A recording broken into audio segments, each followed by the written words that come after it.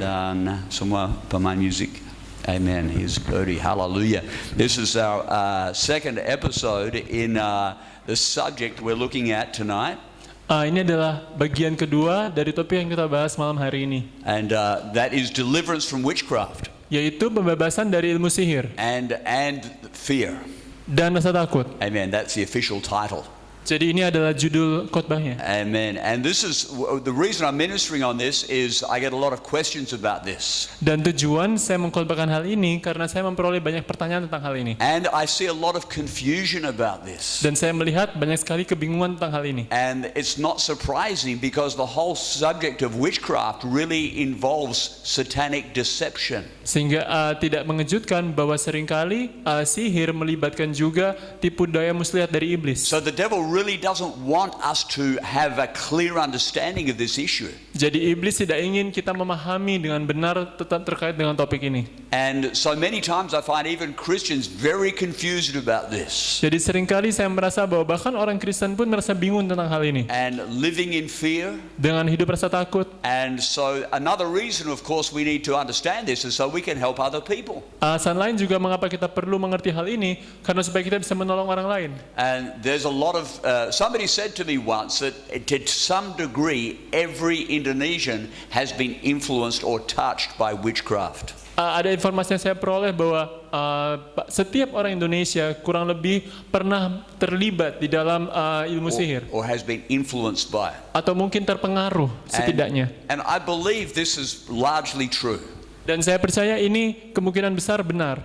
The people that we see in that video, just the people we were ministering to in Lapangan Pupudan last night. Orang-orang yang kita lihat di video tadi adalah orang-orang yang kita layani, kita jangkau jiwanya di lapangan Puputan tadi malam. When we have an opportunity to minister to them personally and they begin to open up to us. Saat kita secara pribadi bisa melayani mereka dan mereka terbuka dengan And kita. that's one of the reasons we encourage the believers, hey, let's move among these people, meet them, greet them and just talk to them and offer to pray for them.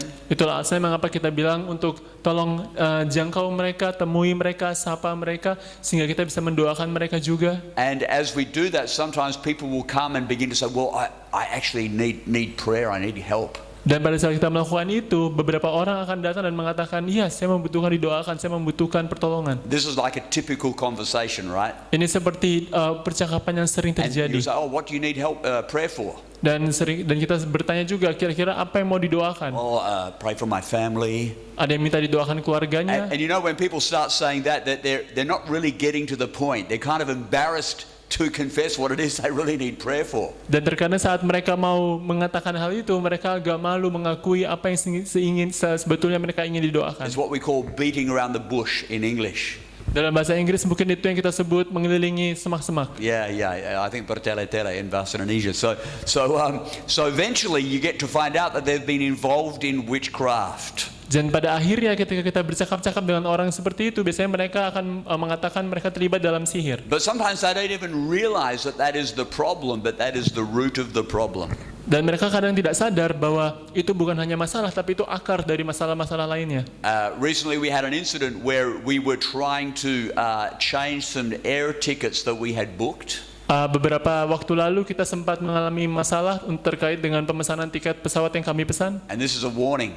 Dan ini adalah peringatan. So I made a call to who was it? Was it Lion Air? I think it was Lion Air. Jadi saya sempat menelepon maskapai Lion Air. They didn't pick up. Mereka tidak angkat teleponnya. Not long afterwards, I got a call back. Tidak lama kemudian saya ditelepon kembali. But it was a number I didn't recognize. Tapi itu adalah dari nomor yang tidak saya kenal. But on the profile, it looked like an airline company. Tapi dari profilnya saya bisa melihat sepertinya itu adalah nomor maskapai. Some of you know where this story is going, right? Saudara mungkin beberapa tahun sudah tahu cerita ini. And so they offered to help me with my problem. Jadi mereka menawarkan bantuan untuk menyelesaikan masalah saya. And they just said, look, did you buy these with a credit card? Dan mereka tanya, apakah kamu membeli tiket ini dengan kartu We kredit? can refund you. Kita bisa mengembalikan and uangmu. we can sort this problem out. Dan kita bisa menyelesaikan masalah And you ini. can get new tickets. Dan kamu bisa memperoleh tiket yang And baru. I thought, wow, that was so easy. Dan saya bilang, wah, sangat mudah sekali. Right? But it was credit card fraud.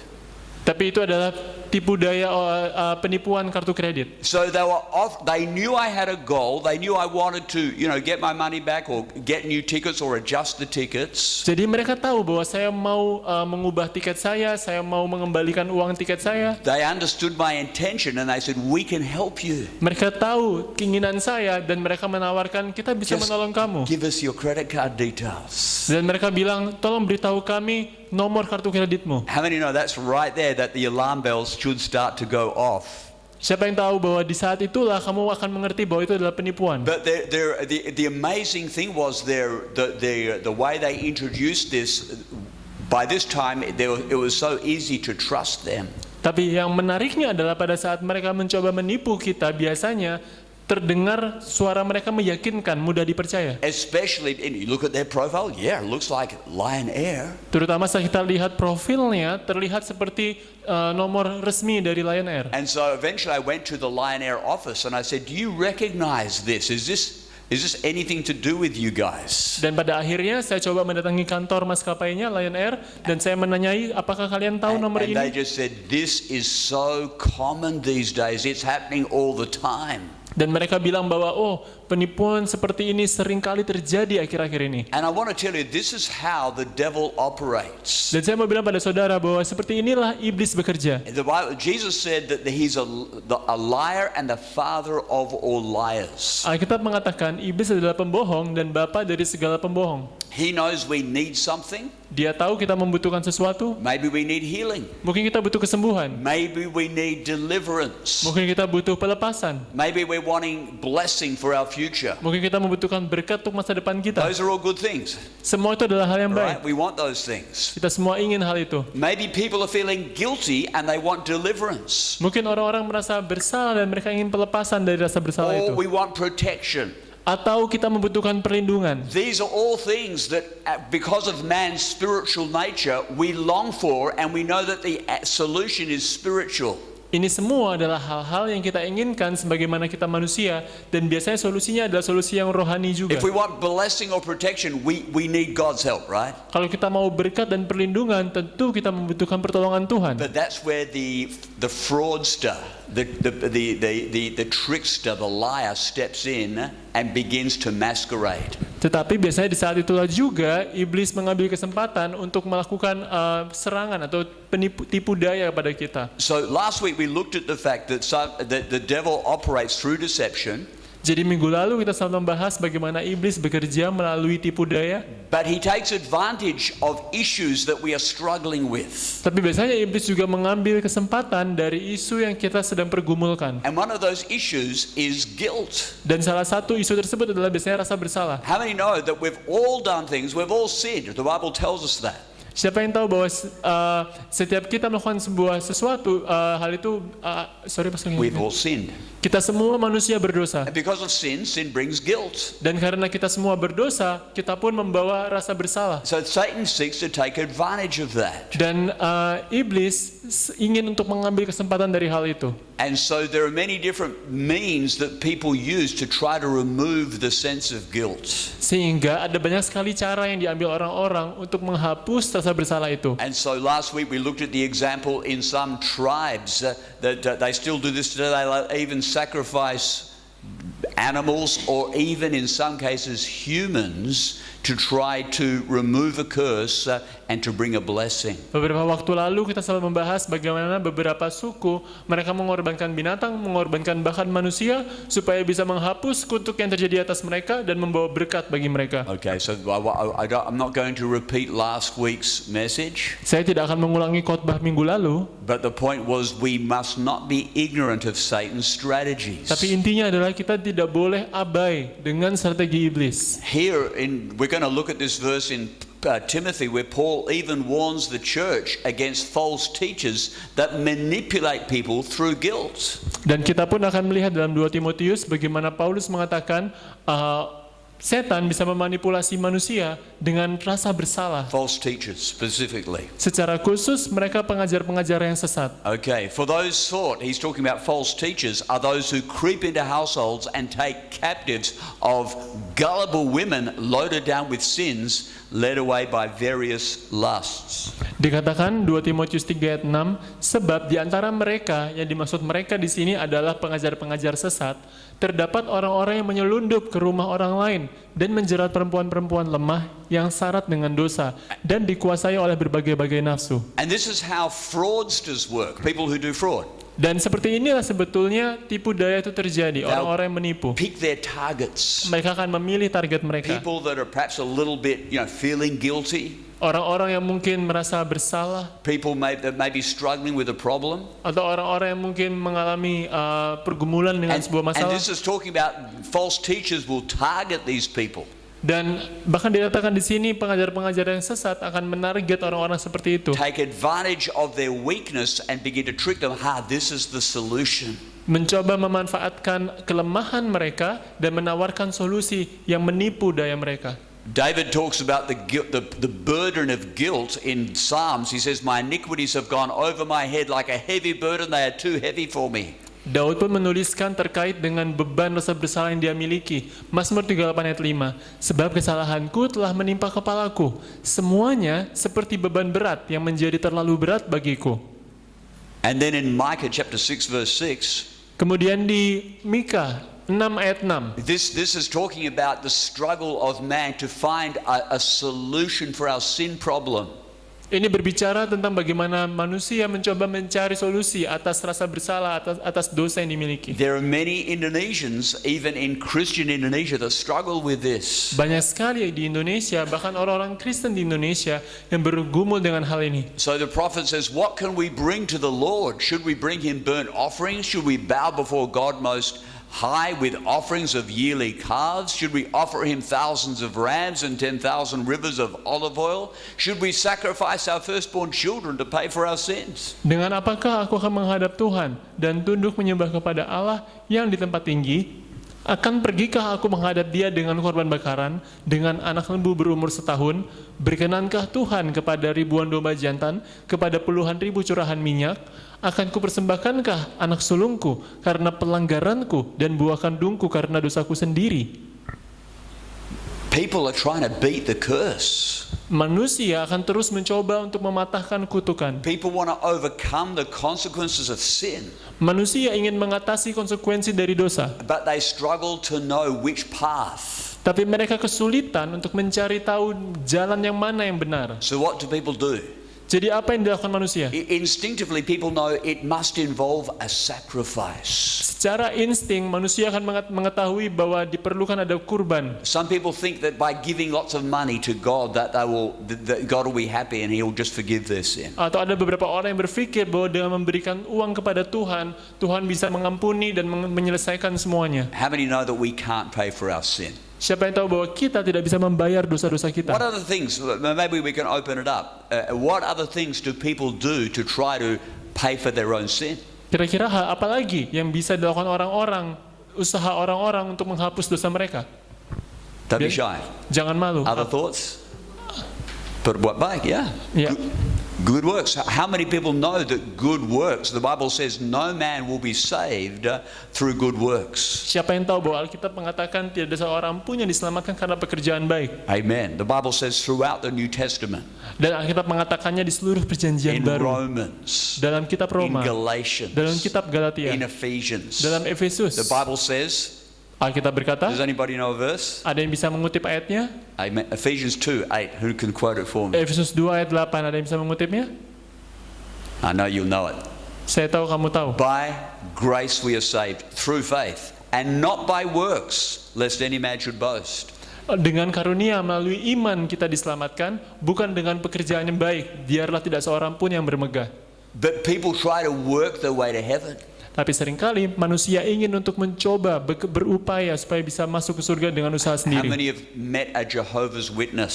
Siapa yang pernah berjumpa dengan saksi Yehova? Anybody? Ada yang pernah? Okay, yes.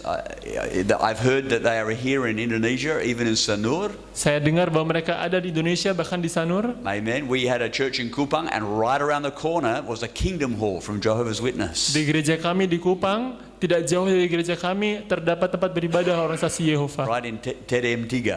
And so we had to be careful because whenever we told people, come to our church in TDM3, they would think, Saksi Jehovah. Jadi kami harus hati-hati saat kita mengundang orang datang ke alamat gereja kami, orang bisa mengira kami adalah saksi Yehova. Why is that even popular? Why would people give themselves to a cult? Mengapa saksi Yehova begitu populer dan banyak orang yang mau menjadi bagian They dari dalamnya? believe that you are saved by your good works. Mereka percaya bahwa kita diselamatkan karena perbuatan baik kita. And that appeals to the flesh. Dan hal itu memang seturut dengan kedagingan kita. How else do people think that they can get God's blessing?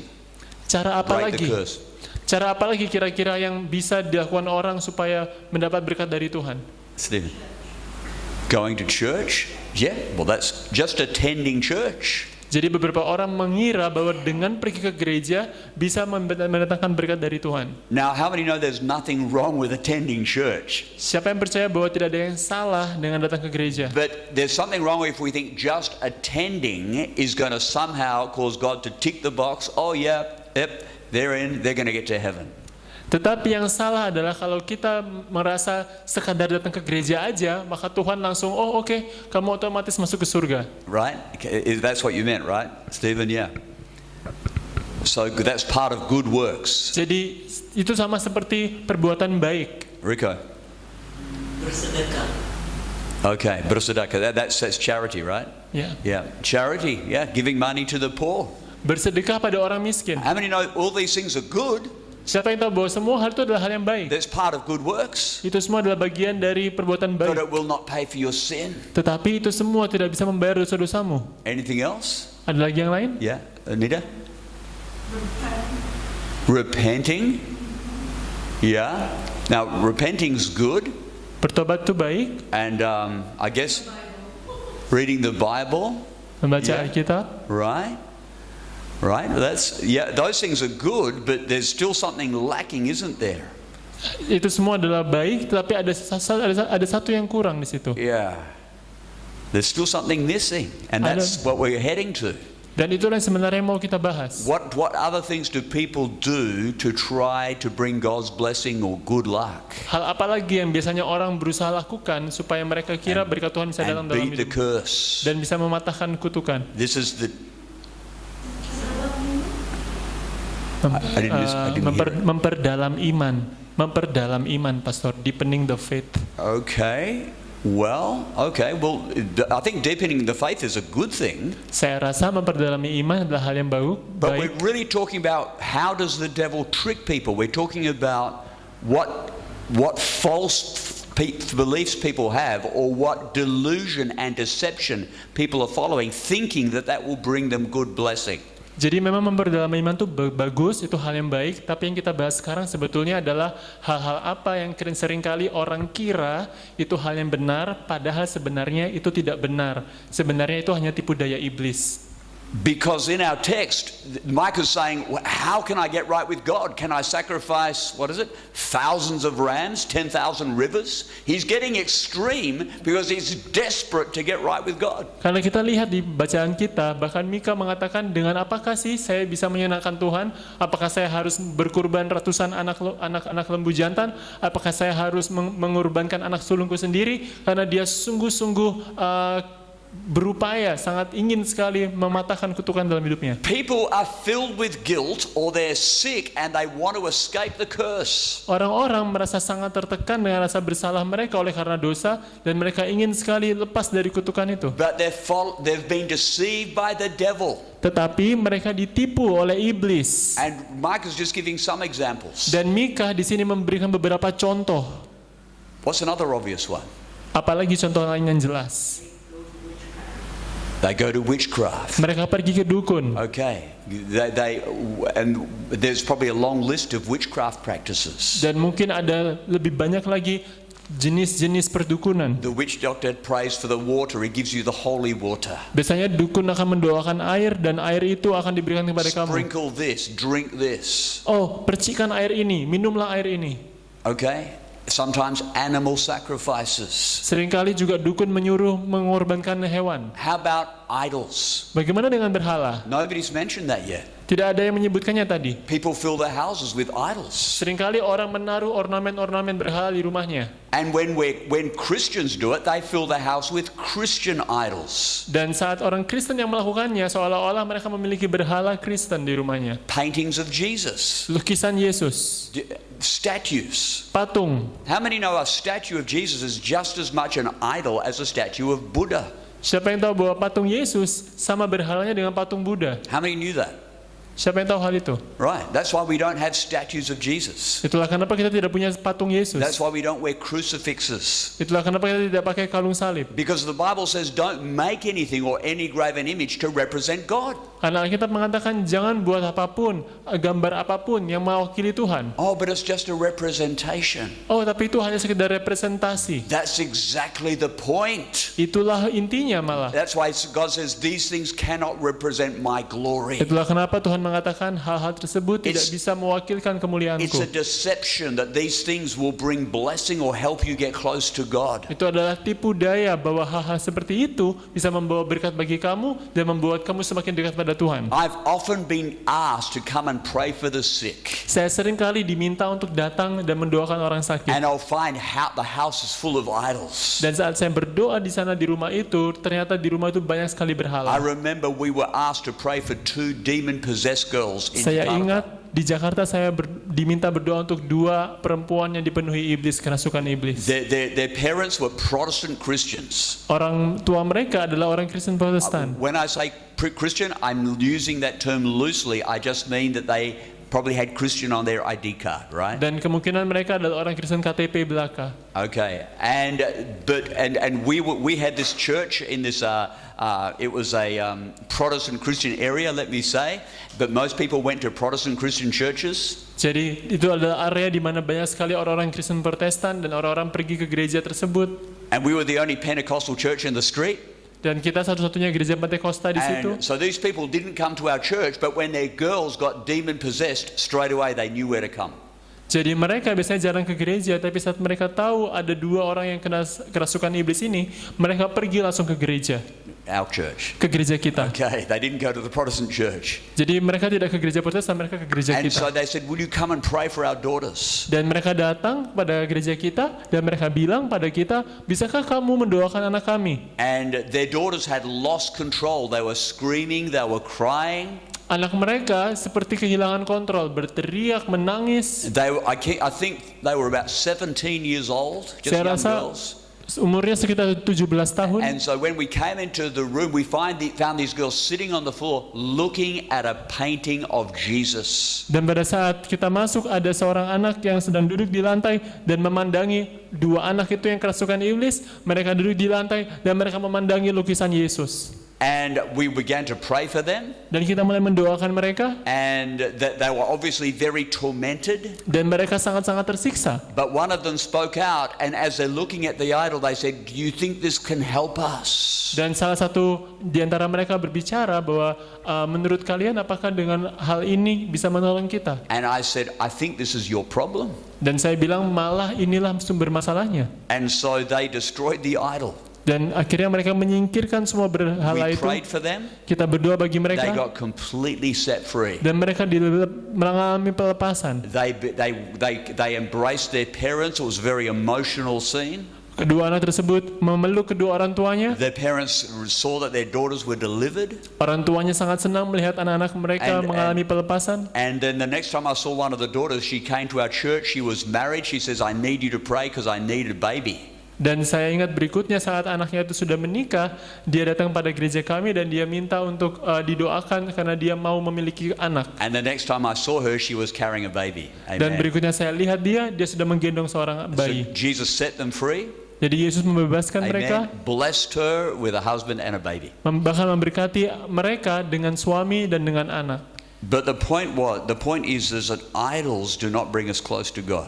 Tapi yang intinya adalah bahwa berhala tidak bisa membawa kita semakin dekat pada Tuhan. Magic bracelets, atau gelang-gelang magic, gelang-gelang magis, wearing a cross. menggunakan kalung salib.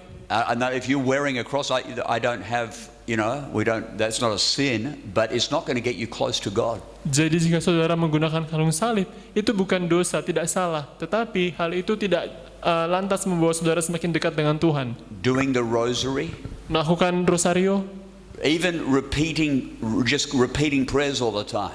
bahkan mengulang-ulang doa secara terus-menerus. Okay, just repeating the prayers. People think if I just do the Lord's Prayer 100 times, surely that's more powerful. Ada yang berkata bahwa kalau saya berdoa Bapa Kami 100 kali, tentu saja itu akan sangat luar biasa. Is this sounding familiar to anybody? Mungkin saudara pernah mendengar hal itu. Or if I say it once, if Jesus says saying it once is good, if I say it 50 times, that's 50 times better. Mungkin kalau saya doakan sekali itu baik, tapi kalau doakan 50 kali, wah itu jauh lebih baik.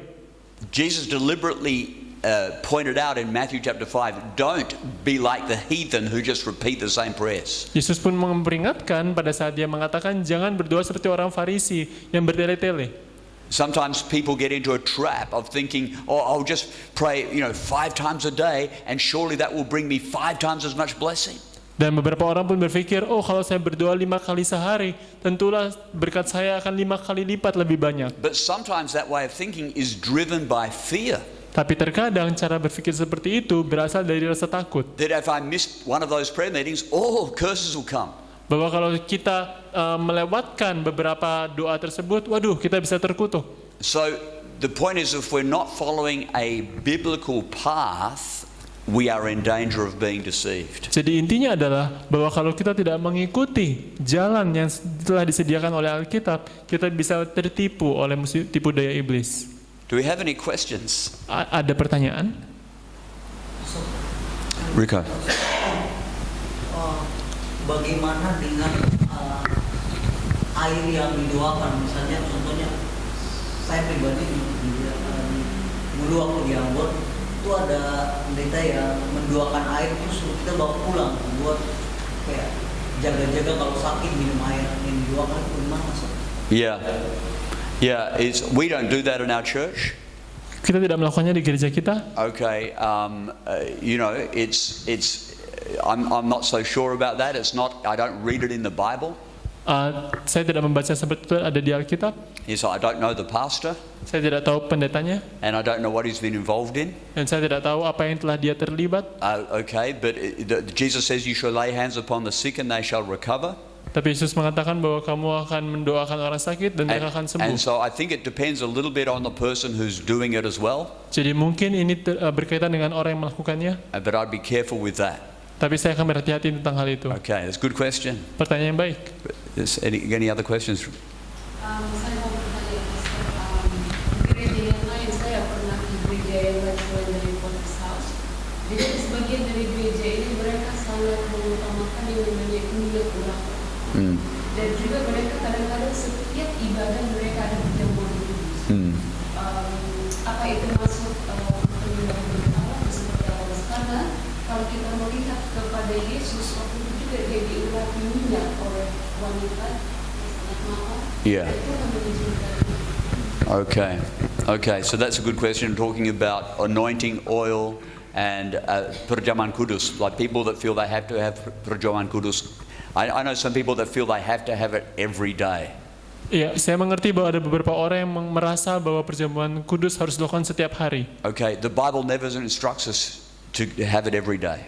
Tapi Alkitab tidak menyuruh kita melakukannya setiap hari. Let me teach you a principle, Saya mau mengajarkan saudara and sebuah that'll prinsip. help you understand some of these and maybe answer these questions. Dan semoga ini bisa menjawab beberapa pertanyaan saudara. Jesus said, God is a spirit, Yesus mengatakan bahwa Allah adalah roh. and He's looking for those who worship Him to worship Him in spirit and truth. Dan Tuhan mencari orang yang mau menyembah Dia di dalam roh dan kebenaran. And when people lack a genuine spiritual relationship with God, Dan pada saat manusia kehilangan hubungan yang tulus dengan Tuhan, they begin to be attached to objects mereka akan mulai terikat dengan or objek forms or formulas. atau dengan bentuk rumus atau formula tertentu.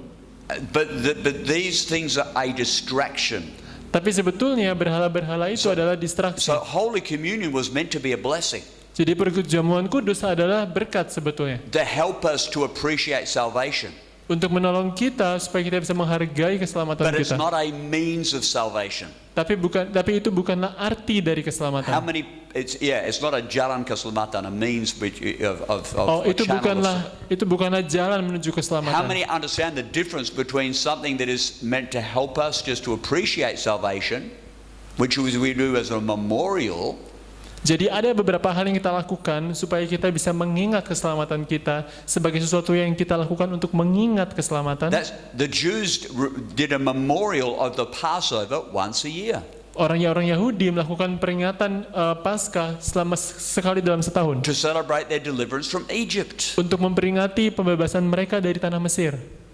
And so really the Lord's Supper or the Perjamuan Kudus is really a following or a Christian version of the Passover. Dan sebenarnya perjamuan Paskah adalah versi Paskah bagi orang Kristen. So the Jews celebrated Pascha once a year.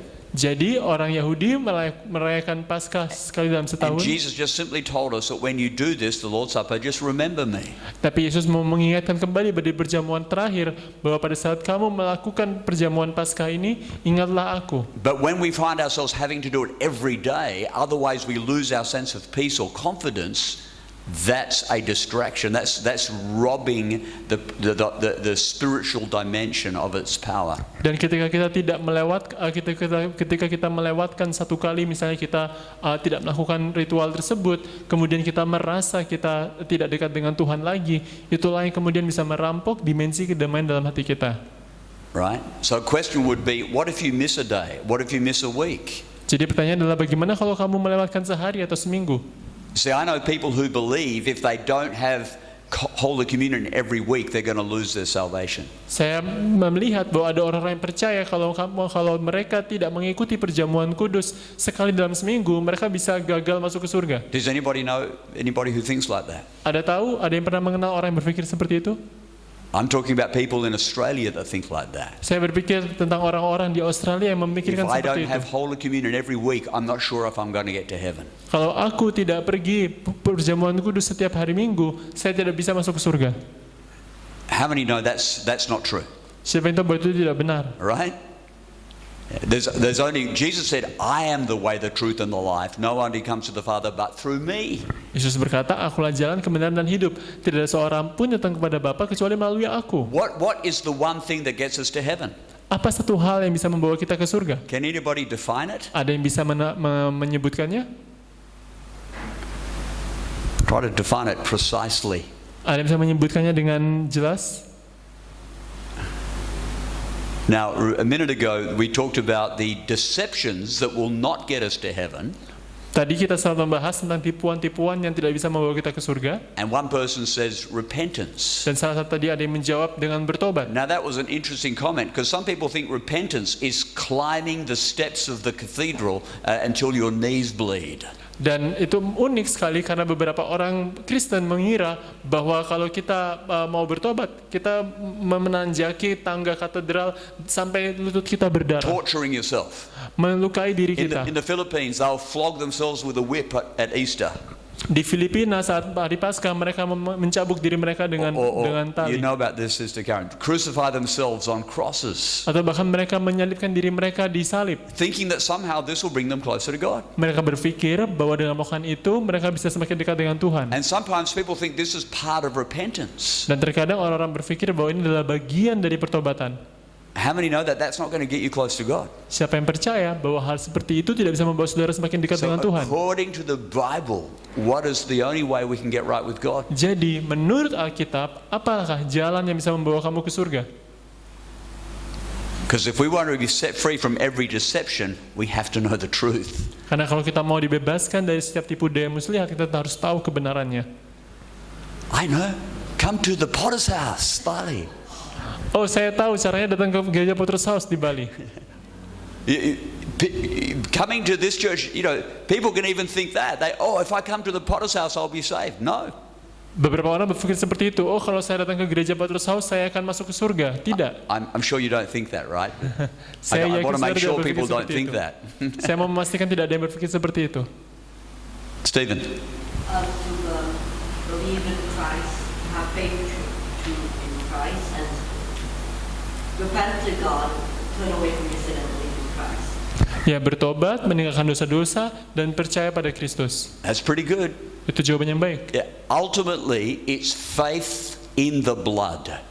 Intinya adalah iman pada darah Yesus. It's only the blood that has the power to take away sin. Hanya darah Yesus yang memiliki kuasa untuk menghapus dosa-dosa How kita. many knew that? Bagaimana siapa yang tahu hal itu? Not the blood of chickens, Bukan darah ayam, goats, darah kambing, bulls. darah kambing, That's Old banteng. Testament. Itu perjanjian lama. That was only a shadow of the things to come. Itu adalah penggambaran akan hal yang akan terjadi. It's the blood of Christ that takes away sin. Tetapi darah Kristuslah yang membebaskan kita dari dosa. How do we receive that? Bagaimana kita menerimanya? Through faith. Lewat iman. And when you believe that Jesus died for your sin, Dan saat kamu tahu Yesus telah mati bagi dosamu, you'll be willing to repent of sin. kamu akan mau bertobat dari dosamu. Because if you really believe that he died for your sin, Karena kalau kamu percaya bahwa dia telah mati bagi dosamu, why would you continue in sin? kenapa kamu terus melanjutkan The berdosa? Bible says that would be like treading the innocent blood of Christ under your feet.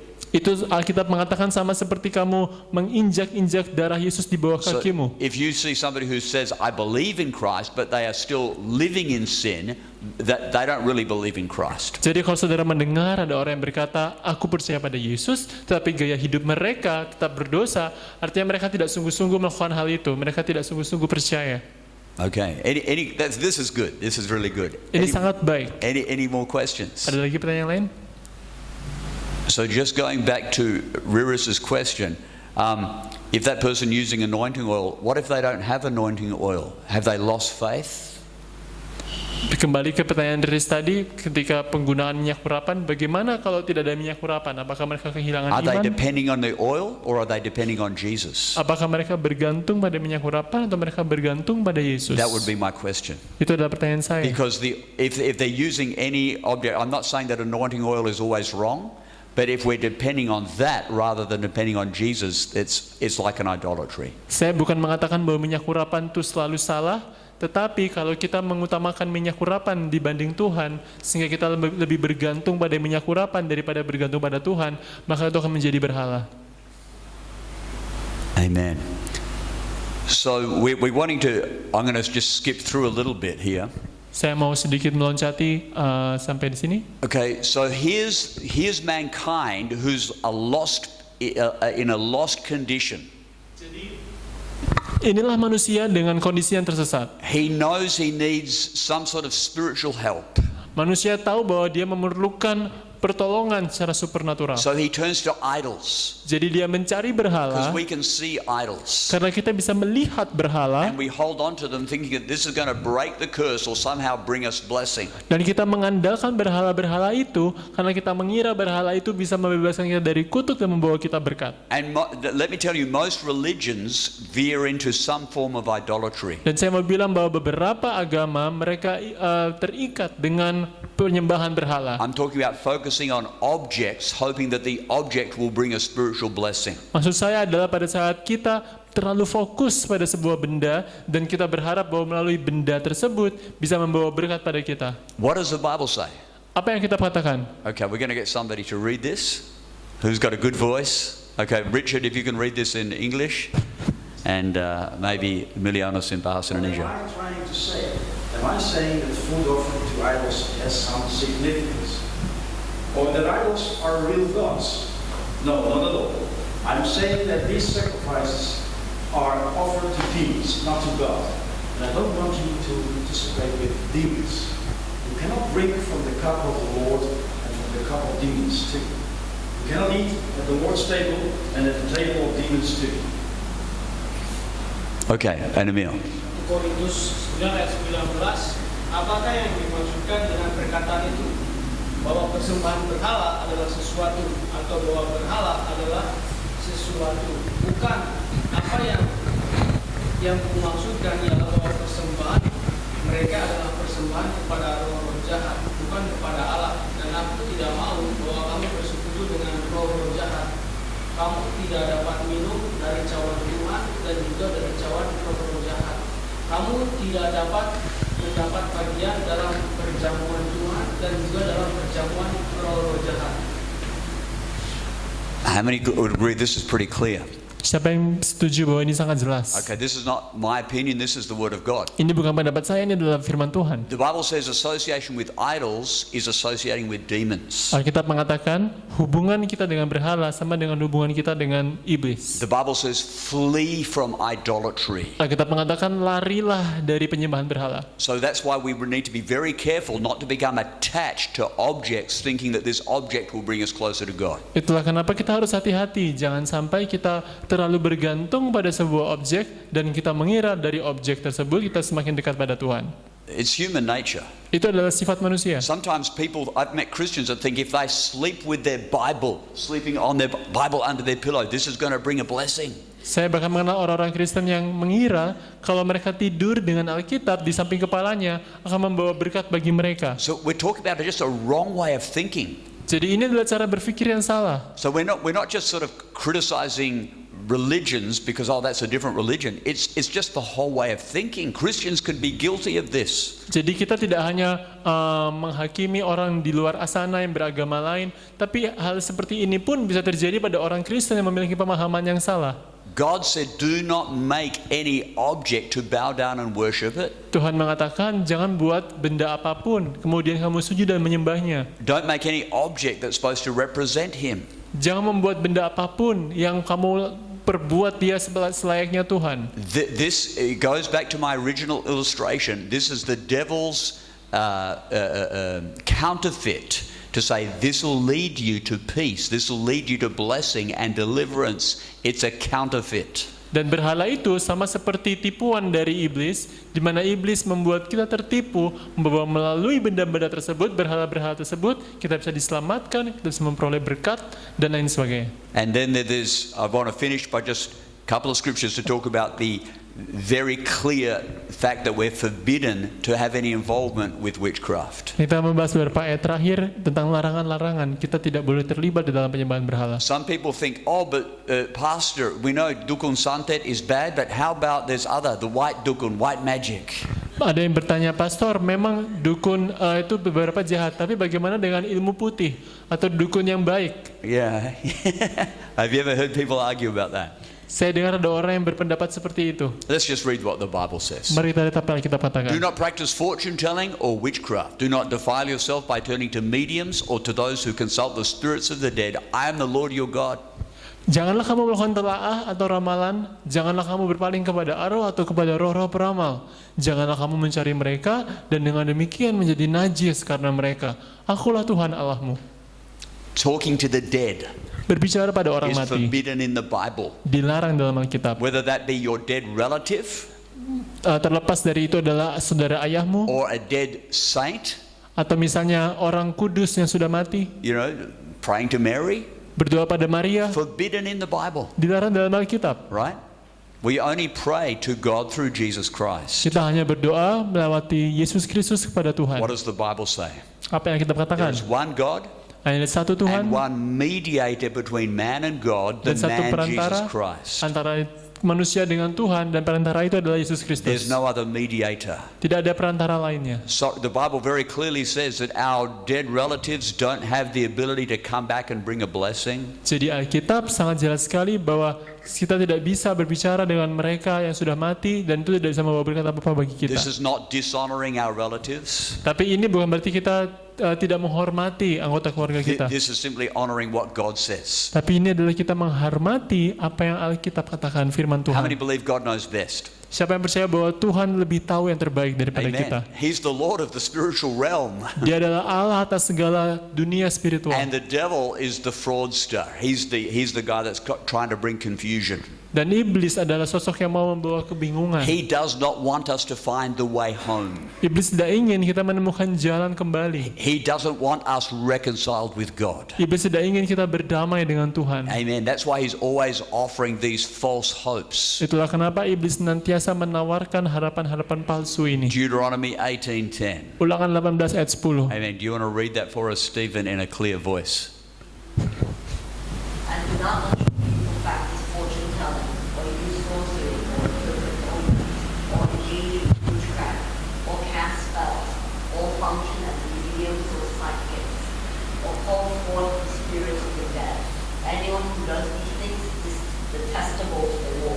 Bagus, oke. Tolong Domi yang bacakan ulangan 18 dulu. Ataupun seorang yang menjadi perenung, seorang ramal, seorang penelaah, seorang penyihir, seorang pembicara, ataupun orang yang bertanya kepada arwah atau kepada roh ramal, atau yang meminta petunjuk kepada orang mati. Sebab setiap orang yang melakukan hal-hal ini adalah kekejian bagi Tuhan. Amen. Tell me, please, why does God forbid us to go to these different channels or sources or mediums? Coba beritahu saya mengapa Tuhan melarang kita untuk mencari hal-hal yang tidak baik dari penyihir, dari peramal dan lain sebagainya. In a general sense, we would call them mediums, channels. Ya, arti kita menyebutnya sebagai medium atau saluran. Somebody would ask you, and maybe not here, but maybe somebody out there would ask you, what's wrong with this? Mungkin ada orang di luar sana yang bertanya pada kamu, emang apa yang salah? Kenapa kita nggak boleh? Maybe you know people who are involved in this. Atau mungkin kamu mengenal ada orang yang terlibat dengan hal Maybe seperti some ini. of you were involved in this. Atau mungkin beberapa antara saudara terlibat dalam hal ini. Right? So why is this wrong? Why does God say, don't go there? Jadi mengapa Tuhan mengatakan jangan pergi ke sana, jangan menghubungi medium-medium atau perantara-perantara seperti peramal, penyihir dan lain sebagainya? Any ideas? Ada yang bisa menjawab?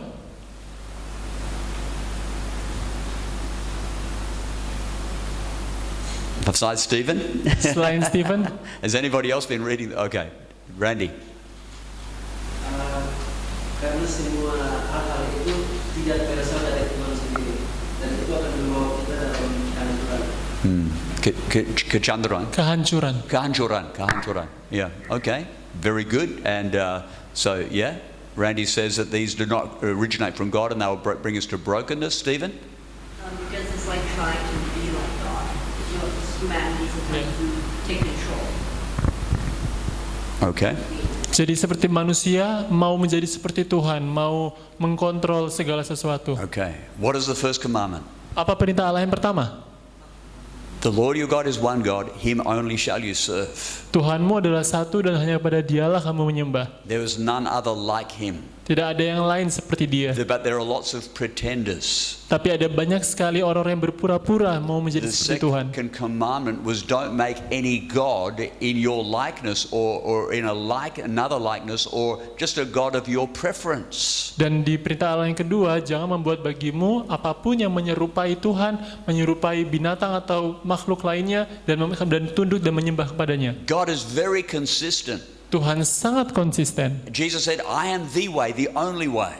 Dia mengatakan bahwa akulah jalan, satu-satunya jalan. Paul says there's only one mediator between man and God. An mengatakan bahwa hanya ada satu perantara antara manusia dengan Tuhan. There's no person, no dukun, no dead saint who can be a legitimate channel to God. Tidak ada seorang pun maupun dukun manapun yang bisa membawa perantara antara kita dengan Tuhan. That's what the Bible teaches. Itulah yang kita ajarkan. But thank God, God has made a way for us all to come to Him. Tapi puji Tuhan bahwa Dia telah membuka jalan bagi kita sehingga kita bisa datang kepadanya. These commandments are not given just to destroy every hope of escape and help. Semua perintah-perintah ini diberikan bukan karena Tuhan mau mematahkan setiap harapan kita untuk memperoleh sebuah jalan dan pertolongan. Amen. It's not meant, God is not trying to just lock us in so that we don't have hope. Tuhan juga bukan tidak mau untuk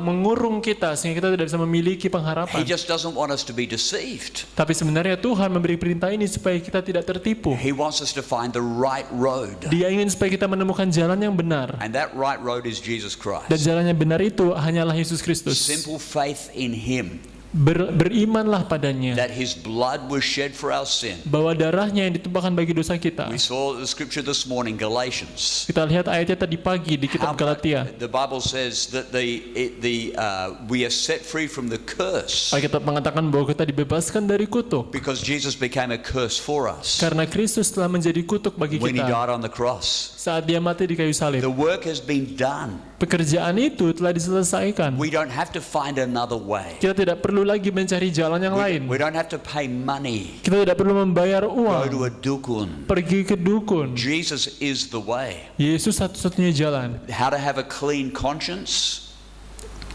conscience. Have a clean. Dia memiliki How siapa? can you have a clean conscience? Bagaimana kamu bisa memiliki hati nurani yang bersih? How many know? Ada yang tahu bagaimana What does the Bible caranya? say? Apa yang kita katakan? Maybe some of us are struggling with guilt. Mungkin beberapa dari kita masih bergumul dengan rasa bersalah. You may meet somebody tomorrow who's struggling with guilt. Atau mungkin besok saudara bisa bertemu dengan orang lain yang sedang bergumul What dengan do people rasa do when bersalah. they're struggling with guilt? Apa yang biasanya orang lakukan ketika mereka bergumul Guilt dengan is rasa a bersalah? negative emotion that can really destroy us inside Rasa bersalah adalah perasaan negatif yang bisa menghancurkan kita dari dalam. unless we find a solution. Kecuali kita menemukan solusinya. What is the solution? Apa solusinya? Hebrews 9:14. Ibrani 9 ayat 14. The Bible says, "How much more shall the blood of Christ cleanse our conscience Alkitab mengatakan lebih besar apalagi darah Kristus yang bisa membersihkan pikiran kita from our sinful works, dari setiap perbuatan dosa so kita that we can serve the living God." sehingga kita bisa melayani Allah yang hidup. That means all of us can serve God. Artinya kita semua bisa melayani If Tuhan. somebody says to you, "Oh, I can't serve God," Kalau ada yang bilang pada saudara, "Oh, aku nggak bisa melayani Tuhan. you know, my sin is too powerful. Dosa saya terlalu besar. The devil's too powerful.